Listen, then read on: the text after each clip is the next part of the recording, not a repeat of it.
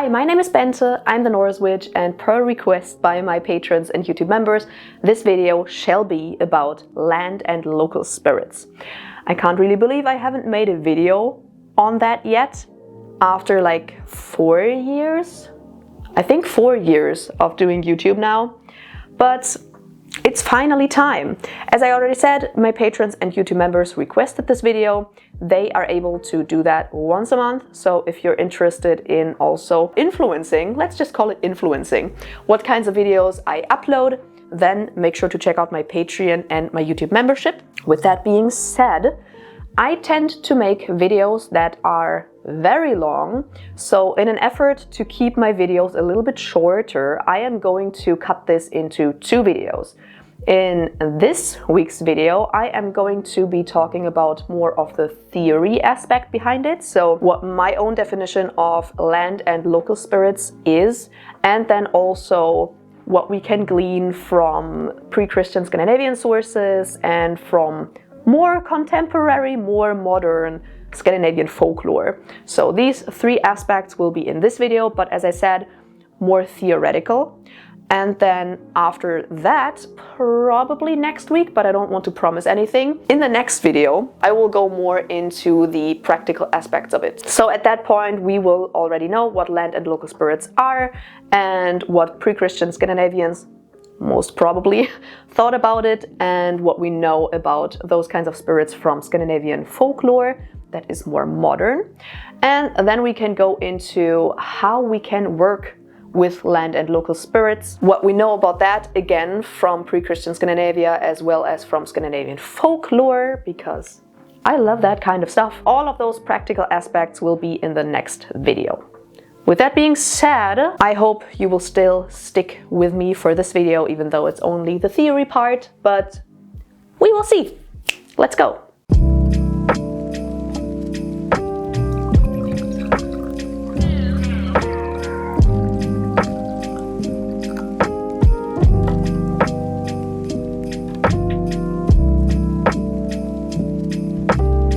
First of all, let's talk about my own definition of what land and local spirits are.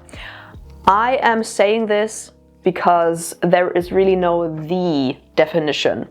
I don't think we can really properly define what land and local spirits are, because it always depends on which culture you're looking at and what time you're looking at, and depending on that, people called these spirits different names, they had different associations with it, they had different relationships with them, they worked with them in different ways and for different things, and some cultures don't even really acknowledge them or only acknowledge one, or they will acknowledge them both as the same kinds of beings. So there is really no the definition. So in this video I'm going to only give you my own definition, and then I am going to tell you what I personally know from pre-Christian Scandinavia as well as Scandinavian folklore. So, my own definition of land and local spirits.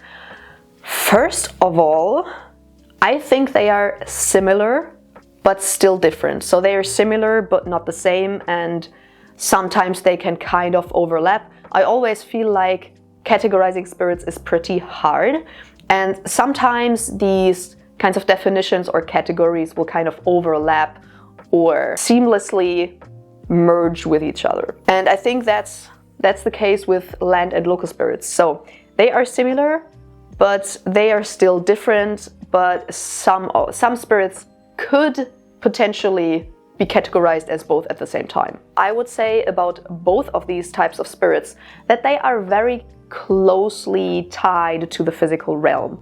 I kind of feel like some spirits are more removed from the physical, so they are very much a part of the other worlds. But I feel like with local spirits and land spirits, they are very, very close to the physical realm. So while we can't like perceive them physically, because then we would be able to constantly see and touch and hear them, so they are not physical, but they are still closer to our physical world than other spirits are. And that is because both of them are tied to a specific area. So first of all, let us look at local spirits, which are sometimes also called genius loci. which is simply Latin for spirits of a place. These spirits are tied to a physical location. That is why they are called spirit of place, because they are tied to a specific location. And depending on how you look at it, some people see the spirit as a spirit that inhabits that location. If we're looking at, for example, a graveyard spirit, that's a very, very classic example for a local spirit.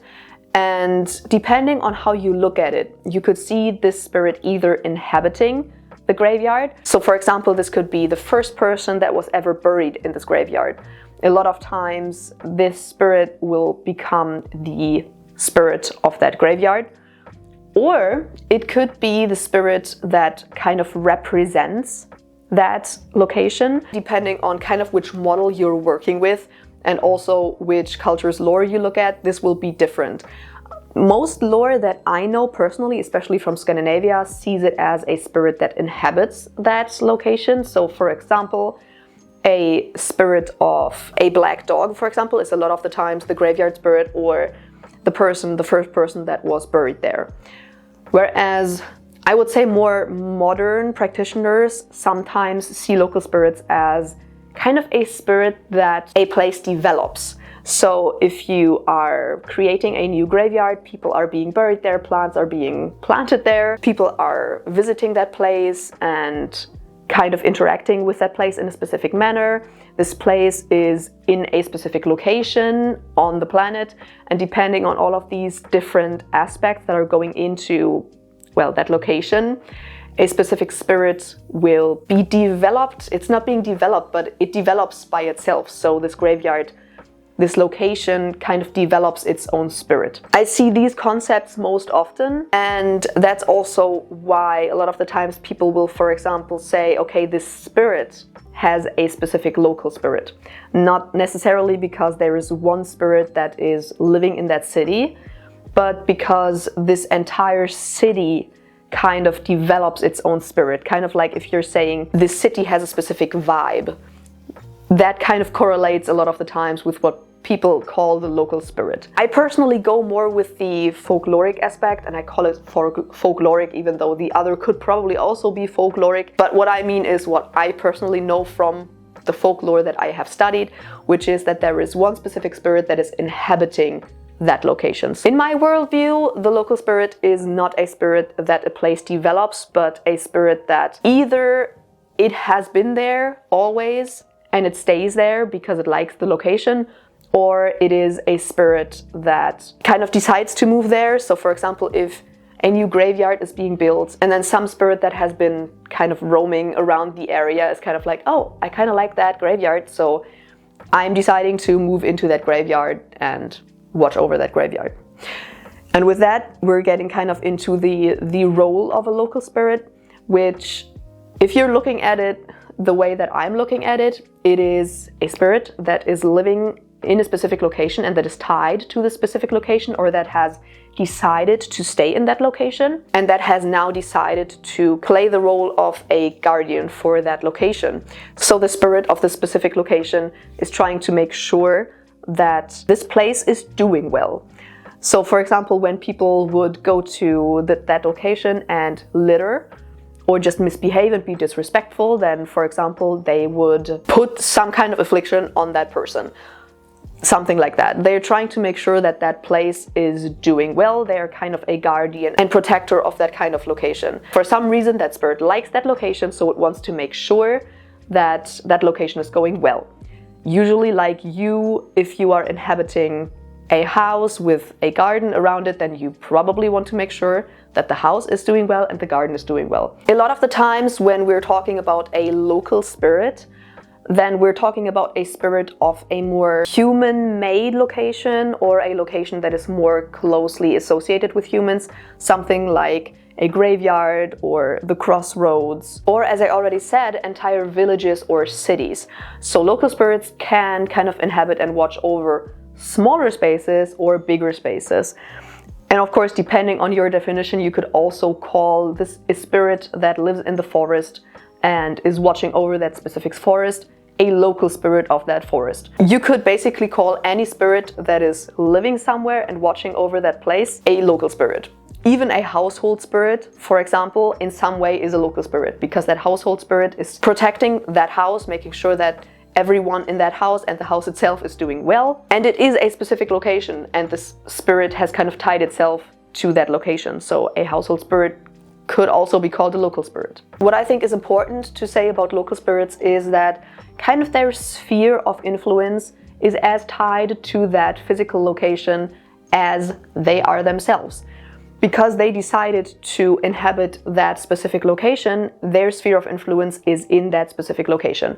So for example, let's say you want to have a connection with a graveyard spirit.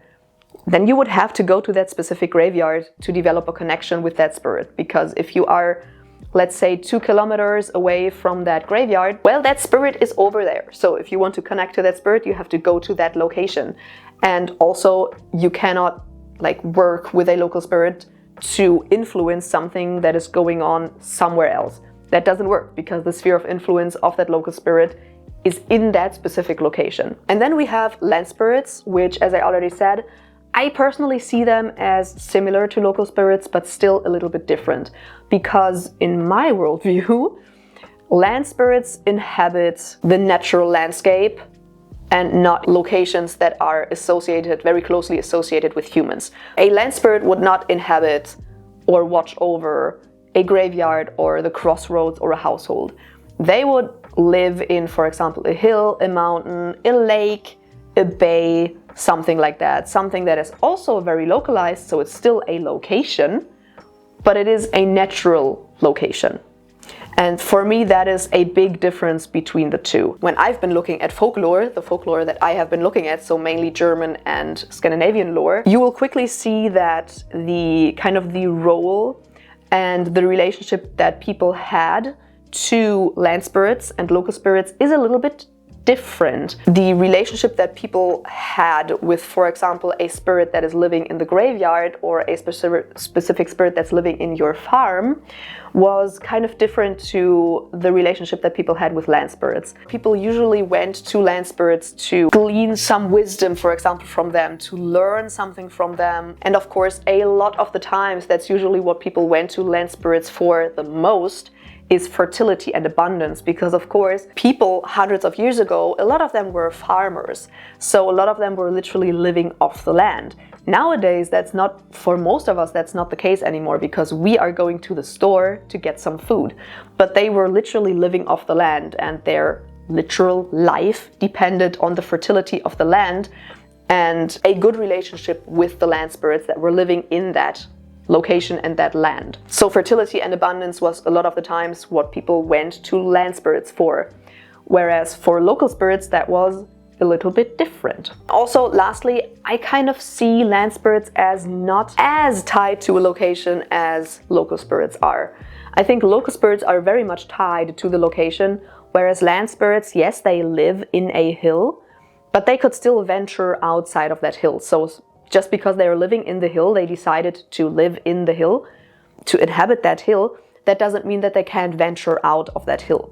They won't necessarily travel to a different country or something, but in my worldview, they are not as tied to this one specific location as a local spirit is. Alright, so now that I have given you my definition on what I personally believe land and local spirits are, and where the differences and the similarities lie, let us look at what people in pre-Christian Scandinavia thought, or what I think they thought. So first of all, the biggest thing to mention here probably is that local spirits weren't really a thing. It doesn't seem like it, because they're not really mentioned in the Eddas or the sagas or in any other sources. It's always just land spirits that are mentioned, which were called landvættir, so land wights, land spirits. They seem to just have been the same thing. Which to me personally, if we're going by my definition, that local spirits are more tied to human-made structures like graveyards, crossroads, houses, etc. If we're going by that, then it kind of makes sense to me, because people were living much, much closer to nature, and there were simply less human-made structures. Graveyards in pre-Christian Scandinavia did not exist. People did not have graveyards. People had, for example, burial hills or things like that, but like a typical graveyard or cemetery as we know it now wasn't really that much of a thing. People were sometimes like buried closer to each other, but it's still not the same thing as what we know a graveyard or a cemetery nowadays to be. So yeah, people didn't really seem to differentiate between local and land spirits back then. Again, to me that makes total sense if we think of the living conditions of the people in pre-Christian Scandinavia, most of them being farmers, literally living off the land. It also makes a lot of sense that these land wights were insanely important to people. We see a lot of accounts in the sagas where people were venerating them, were giving them offerings, were trying to establish a good relationship with them, were looking at them for guidance or going to them for guidance or for protection. Of course, a lot of the times for fertility and abundance, because again, they were living off the land. So all of their survival depended on a good relationship with the land spirits. So they were so important to people. They were indeed so honored that there is even a surviving story of people removing their prow ornaments. So for example, dragon heads or animal heads, or in general, any kinds of heads in the front of their ships, that they would remove those when they were approaching Iceland, in an effort to not like upset or frighten or scare the land spirits, the landvættir that were living in Iceland, which those nowadays you would probably call local spirits, because they are the spirits of Iceland. Iceland literally has 4 landvættir, 4 local spirits that are watching over the entire country, which is pretty cool. It's still a thing nowadays, and I mean nowadays we would probably call these local spirits, because they are literally the spirits of Iceland that are watching over the entire country. But these spirits were so important to people that they were removing their prow ornaments before approaching Iceland. So that is pretty cool. But people were also working with these spirits, again, as I said, for guidance. There are, for example, remaining stories about people asking the land spirits about where to settle, where to build their farm. But there are also interesting other kinds of stories where people would, for example, work with the land spirits to curse other people. We even have stories about that. So they were really worked with for various different things. They were very, very important. In my personal opinion, if we're looking at the sagas, for example, it seems like the land spirits were even more important than the gods and goddesses, because people were literally dependent on those kinds of spirits. It seems like they were revered not more than the gods, but they apparently, that's what it seems like to me, they were apparently worked with and venerated more often than the gods and goddesses, because again, their entire life depended on them. It's cool if you have a good relationship with the gods, but if the land spirits of the land that you're living on hates you and you can't grow food, you will still die. That is at least what I have been taken from the sagas and the Eddas and all of the other sources about pre-Christian Scandinavia. And then if we look at more contemporary Scandinavian folklore, so maybe not 1,000 years ago, but only a couple of 100 years ago, it kind of seems like a natural progression. So first of all, land spirits seem to have been so important in pre-Christian Scandinavia that they survived the conversion to Christianity, which of course makes a lot of sense because people were still mainly farmers, so they were still very much reliant on a good relationship with the land spirits. So all of this land spirit veneration and giving them offerings and going to them to ask for fertility and abundance and everything like that, that survived the conversion to Christianity. The church probably thought land spirits are kind of less intimidating than the pagan gods and goddesses. Those were demonized heavily, but I kind of feel like land spirits were demonized a little bit less. They probably let that slide a little bit more because they were probably just like, ah, yeah, it's just like dumb farmers doing their farmer stuff. That's at least what I'm guessing happened. But yeah, we see that land spirit veneration has survived quite a lot. Local spirits also came into play, so it seems like at some point people were starting to differentiate more between local and land spirits.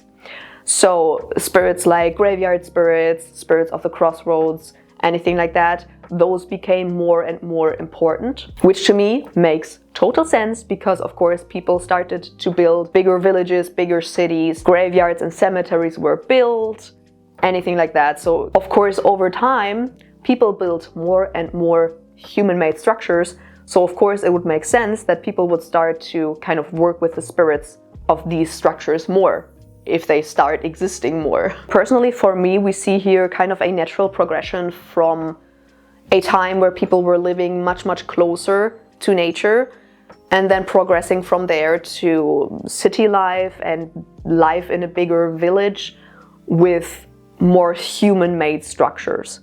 To me, this progression makes total sense, but I still think it's really, really cool that working with local and land spirits survived the conversion to Christianity. I know in Scandinavia, a lot of work with the gods and goddesses also survived. If you're looking at trolldom, it's a very, very interesting mix of asking the gods and goddesses for aid, as well as going to the Christian God and Mary and Jesus and all of those Christian entities. So it's a pretty interesting mashup of both of these things, but underlying has always been working with local and land spirits. This has simply just never gone away, and I love that. So with that being said, I think we covered a lot of theoretical ground today. Next time, as I already said, we will go more into the practical aspects of it, how to approach land and local spirits, how to work with them, what you can work with them for, which kinds of offerings you can give them, all of those kinds of things. And again, I will try to, as always, give you input from both pre-Christian Scandinavia as well as more modern Scandinavian folklore. Next time, we will get more practical. We'll get our hands dirty. So, with that being said, I hope you liked this video. If you did, make sure to subscribe and give a thumbs up and ring the bell down below so that you're notified whenever I upload a new video. Feel free to check out my other socials, and in case you want to support this channel, then check out my Patreon or my YouTube membership. And I will see you in another video. Bye!